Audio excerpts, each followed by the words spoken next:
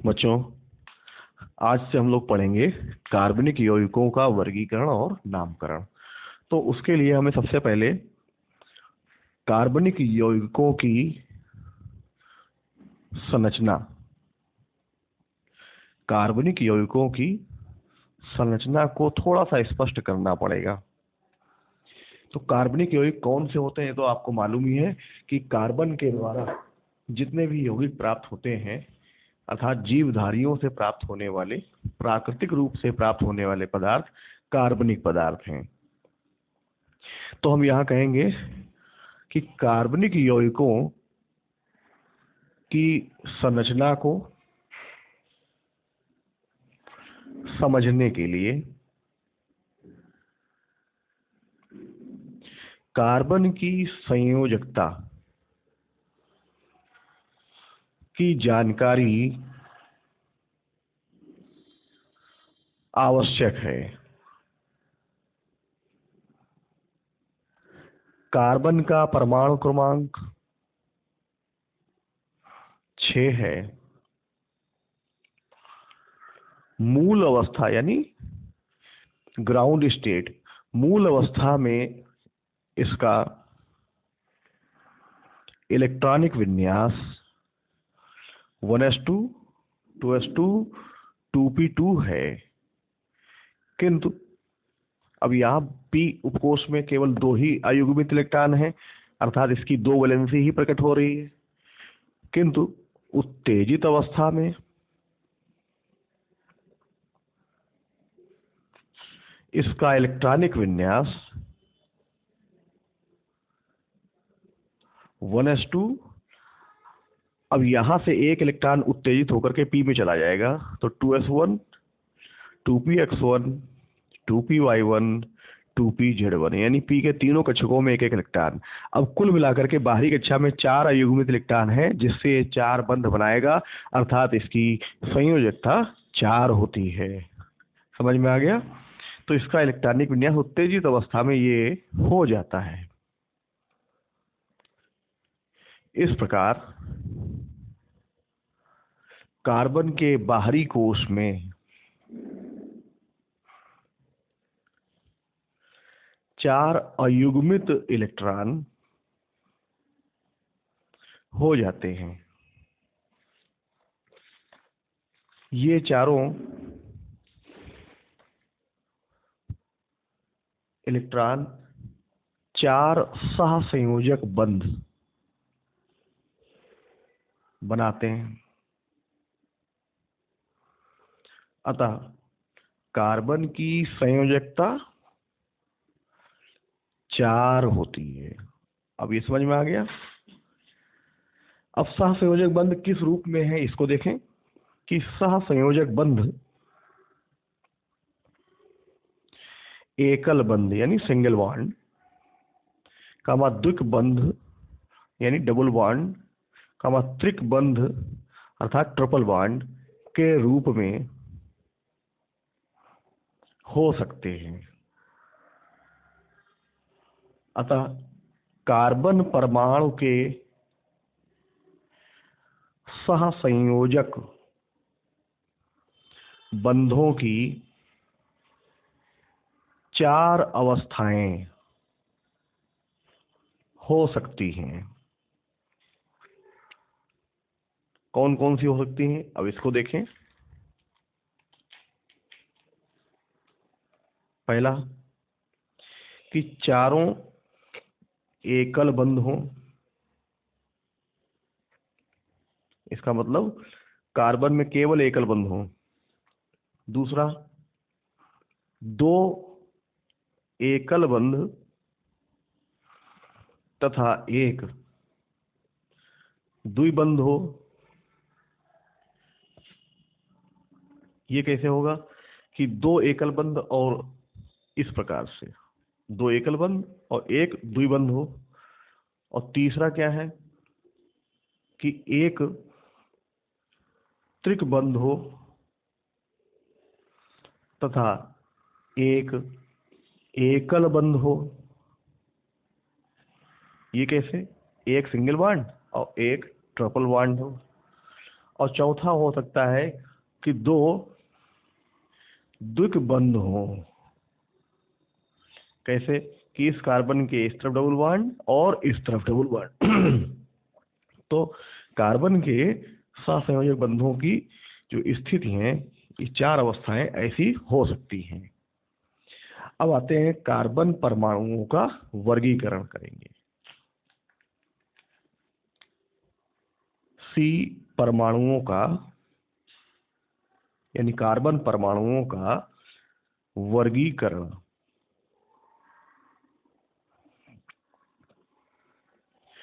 अब ये वर्गीकरण कैसे होगा?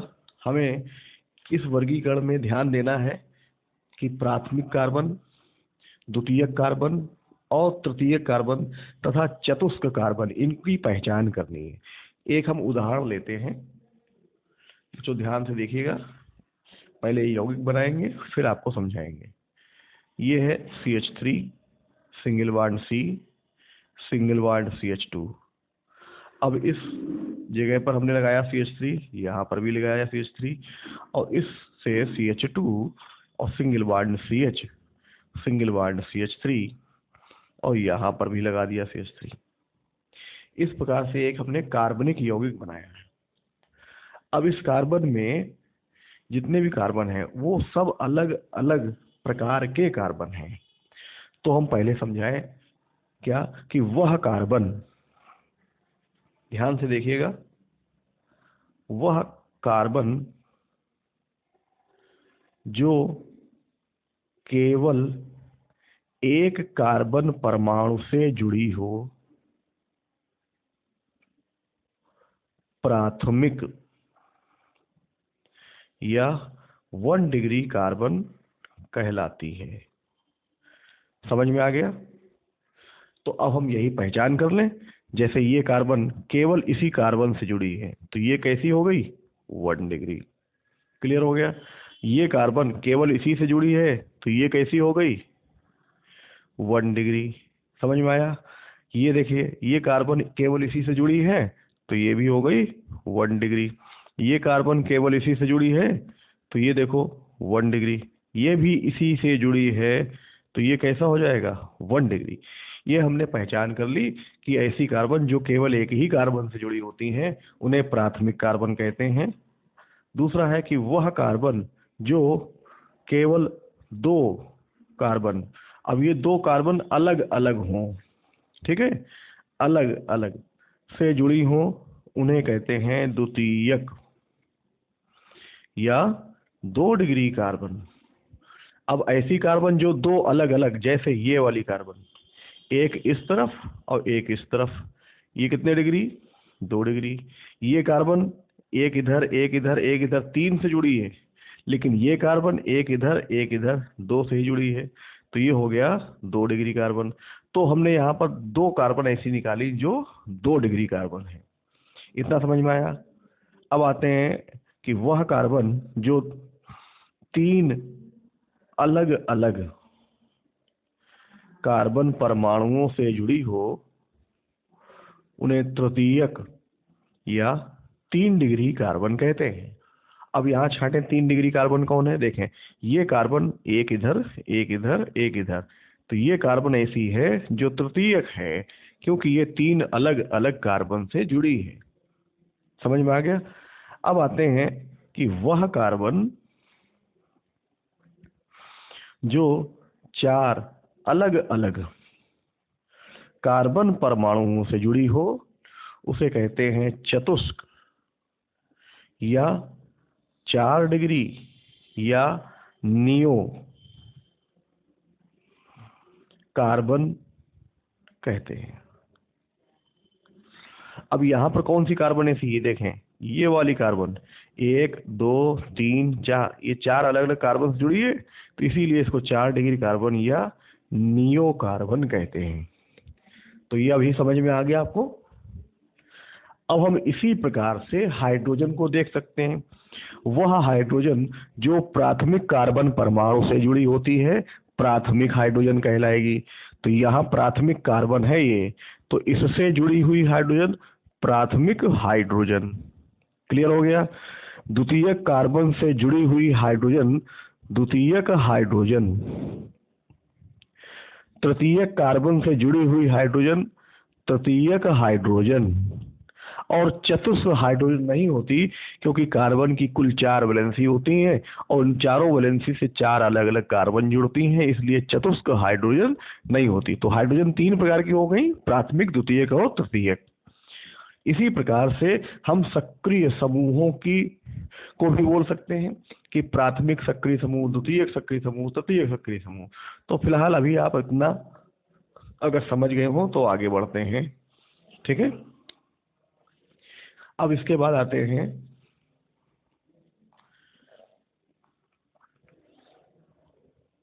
नॉर्मल कामा आइसो तथा नियो हाइड्रोकार्बन।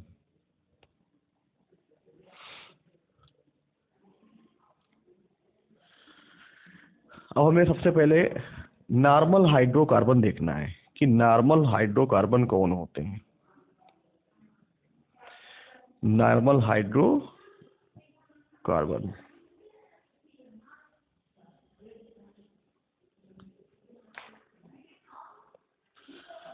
तो वे हाइड्रोकार्बन जिनमें सभी कार्बन परमाणु एक सीधी चेन में जुड़े होते हैं। सबसे पहले हम एक उदाहरण ले लेते हैं, जैसे CH3 single bond CH2 single bond CH2 single bond CH3, या CH3 CH2 CH2 CH2 CH3। समझ में आ गया? सब सीधी हैं, या हम इसको ऊपर नीचे करके भी लिख सकते हैं, ऐसे कर लें, घुमा फिरा लें।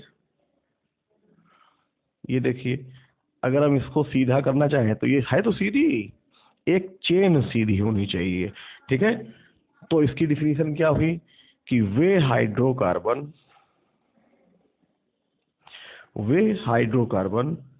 जिनमें सभी कार्बन परमाणु एक सीधी श्रृंखला में जुड़े होते हैं, नॉर्मल हाइड्रोकार्बन कहलाते हैं, ठीक है। ये है नॉर्मल हाइड्रोकार्बन। ये जितनी भी हमने बनाई है सब नॉर्मल हाइड्रोकार्बन है। तो इनमें क्या नहीं होता, इनमें पार्श्व श्रृंखलाएं नहीं होती, इनमें पार्श्व श्रृंखलाएं नहीं होती, यानी साइड चेन्स नहीं होती। क्लियर हो गया? अब यहाँ 1 2 3 4 है, इसको हम कहते हैं नॉर्मल ब्यूटेन, इसको कहते हैं नॉर्मल पेंटेन। जो हमें लिखना है तो ऐसे लिखेंगे 1 2 3 4 5 6, इसे कहेंगे नॉर्मल हेक्सेन। और ये वाला है नॉर्मल ब्यूटेन। क्लियर हो गया? अब आते हैं आइसो हाइड्रोकार्बन पर। आइसो हाइड्रोकार्बन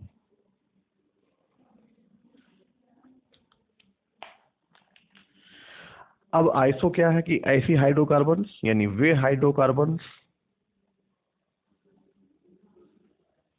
जिनमें ये समूह हो, ध्यान रखिएगा ये, और इसमें ये वाली जो वैलेंसी खाली है यही कार्बन है द्वितीयक। तो हम द्वितीयक कार्बन जब किसी से जुड़ेगी तब हम कहेंगे आइसो हाइड्रोकार्बन, ठीक है। तो ये एक समूह है, समूह किसी सीधी श्रृंखला माने चेन से जुड़ा होता है, आइसो हाइड्रोकार्बन कहलाते हैं। अब इसकी डिफिनीशन क्या है ये देखें कि जब ये समूह किसी सीधी श्रृंखला से जुड़े तब उसे कहेंगे आइसो हाइड्रोकार्बन। तो ये आइसो हाइड्रोकार्बन हो गया। अब यहाँ कुल कार्बन कितनी है, 1 2 3 4 5 हैं, तो हम इसे बोलेंगे आइसोपेंटेन। क्लियर हो गया। फिर हम यही समूह देखें, इस समूह में अगर हम एक ही कार्बन जोड़ें तो 1 2 3 4 कार्बन हैं, तब हम बोलेंगे आइसो ब्यूटेन। क्लियर हुआ। अब हम आते हैं जो इसके बाद है, वो है नियो हाइड्रोकार्बन। नियो हाइड्रोकार्बन, इसको समझेंगे कि वे हाइड्रोकार्बन जिनमें, और हम एक समूह बना रहे हैं वो ध्यान से देखिएगा, CH3 C CH3 CH3, और इसकी एक वैलेंसी खाली कर दी। ये एक समूह है, ठीक है। समूह किसी सीधी श्रृंखला से, और श्रृंखला का है कि कार्बन की श्रृंखला होनी चाहिए, सीधी श्रृंखला से जुड़ा होता है, आइसो हाइड्रोकार्बन कहलाता है। अब हम इसका एक एग्जाम्पल लें। जैसे हमने बताया था, ये एक समूह है CH3 C CH3 CH3, और इसकी ये वैलेंसी खाली। जब ये समूह किसी सीधी श्रृंखला से जुड़ा हो, ये हमने ऐसे जोड़ दिया, तो हम इसे कहेंगे नियो हाइड्रोकार्बन। तो नाम आएगा 1 2 3 4 5 6, 2 2 4 2 6, तो इसे हम कहेंगे नियो हेक्सेन। क्लियर हो गया। फिर से देखें एक और उदाहरण लेकर के, जब ये समूह, इसे कहेंगे नियो कार्बन वाला समूह, ठीक, किसी सीधी श्रृंखला हमने एक ही कार्बन जोड़ दी, तो 1 2 3 4 5, तो इसे हम कहेंगे नियो पेंटेन। क्लियर हो गया। तो अभी बच्चों आप लोगों को ये समझ में आ गया होगा कि हाइड्रोकार्बन कौन नॉर्मल है, कौन आइसो है, और कौन नियो है। तो हम फिर से एक बार बता दें कि ऐसी हाइड्रोकार्बन जिनमें सभी कार्बन परमाणु एक सीधी श्रृंखला में, जैसे ये सीधी श्रृंखला है, ये एक सीधी श्रृंखला है, ये एक सीधी श्रृंखला है, में जुड़े होते हैं, उन्हें कहते हैं नॉर्मल हाइड्रोकार्बन। और ऐसे हाइड्रोकार्बन जिनमें एक पार श्रृंखला होती है, उन्हें हम कहेंगे आइसो। अर्थात देखें, ये समूह, ये आइसो कार्बन है, द्वितीय कार्बन वाला। जब ये समूह किसी सीधी श्रृंखला से जुड़ा हो, हमने ये समूह लिया, इससे जोड़ा, तो हम इसे कहेंगे आइसो। यहाँ एक पार्श्व श्रृंखला है। और ऐसे हाइड्रोकार्बन जिनमें 2 पार्श्व श्रृंखलाएं होती हैं, ऊपर नीचे लगी हैं एक ही साथ, एक ही कार्बन पर, तो ऐसे हाइड्रोकार्बन जिनमें 2 पार्श्व श्रृंखलाएं एक ही कार्बन से जुड़ी होती हैं अलग अलग। क्लियर हो गया। उन्हें हम कहेंगे नियो हाइड्रोकार्बन। तो बच्चों सबको समझ में आया। अब आते हैं कार्बनिक यौगिकों का वर्गीकरण।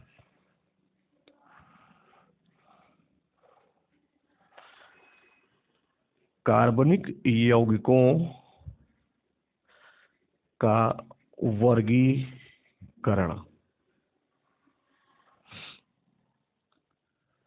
अब इन्हें 2 वर्गों में बांटा जाता है।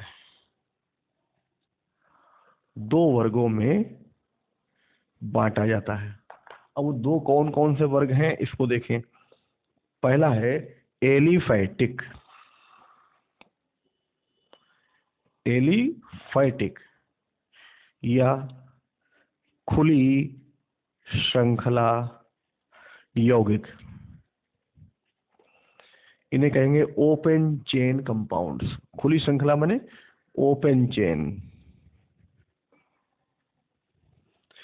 तो एलिफैटिक या खुली श्रृंखला वाले यौगिक, तो इन सभी यौगिकों में कार्बन के सारे परमाणु हम यहाँ बता दे रहे हैं, ध्यान से समझिएगा। इन सभी यौगिकों में कार्बन के सारे परमाणु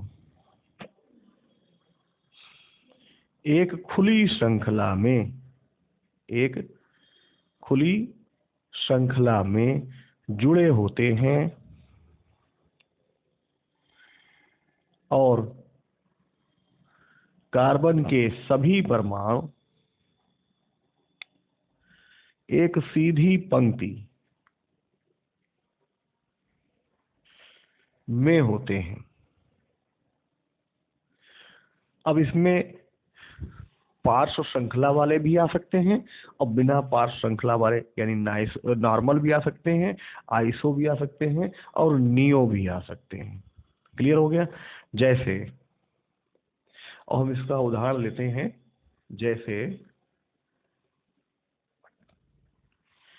जैसे हमने एक चेन ये बनाई, ठीक है, या एक चेन ये बनाई, या एक चेन हमने ये बना ली।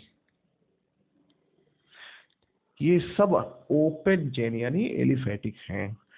अब इस वर्ग के कुछ यौगिक हम बना लें। जैसे यौगिक कौन से हो सकते हैं? हम ले सकते हैं CH3, CH2, CH3, ये हो गया प्रोपेन, या CH3, CH, CH3, ये हो गया आइसो ब्यूटेन, या CH3, C, CH3, CH3, CH3, इसे कहेंगे नियो पेंटेन। क्लियर हो गया? तो ये हो गए एलिफैटिक या खुली श्रृंखला वाले यौगिक। अब इसके बाद सेकंड नंबर होता है चक्रीय या बंद श्रृंखला यौगिक। इसे कहेंगे क्लोज्ड चेन या साइक्लिक कंपाउंड्स। तो चक्रीय यौगिकों में कार्बन या अन्य परमाणु एक चक्र या बंद श्रृंखला में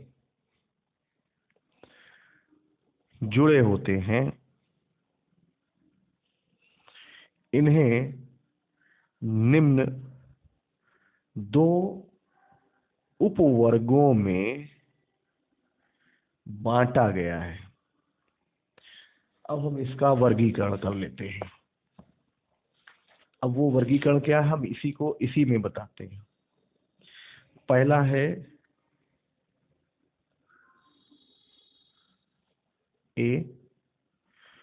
समचक्रीय यौगिक और दूसरा है विषम चक्रीय यौगिक। समचक्रीय यौगिक भी दो प्रकार के होते हैं। ये होते हैं, पहला एरोमेटिक यौगिक और दूसरा होता है एलिसाइक्लिक यौगिक।